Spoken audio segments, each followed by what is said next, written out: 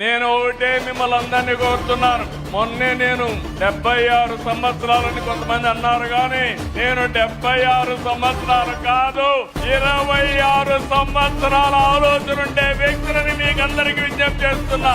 ఒకప్పుడు ఐటీతో ప్రారంభించాం, hitech city కట్టాం, నాలెడ్జ్ ఎకానమీకి దోహదం చేశాం. ఈ రోజు data centre, AI, quantum computer speed కూడా క్వాంటమ్ స్పీడ్ లో ఈ గవర్నమెంట్ ముందుకు పోతుందని మరొకసారి విజ్ఞప్తి చేస్తున్నారు. ఇప్పుడే మీరున్నారు, సచిన్ గారు ఒక మాట అన్నారు. ఆయన జీవితంలో ఆయన తండ్రి ఏ విధంగా ఇన్స్పైర్ చేశారో చాలా స్పష్టంగా చెప్పాడు. ఇక్కడుండే విద్యార్థులకి, పూర్వ విద్యార్థులకి అందరికి విజ్ఞప్తి చేస్తున్నా, రోజులు మారాయి.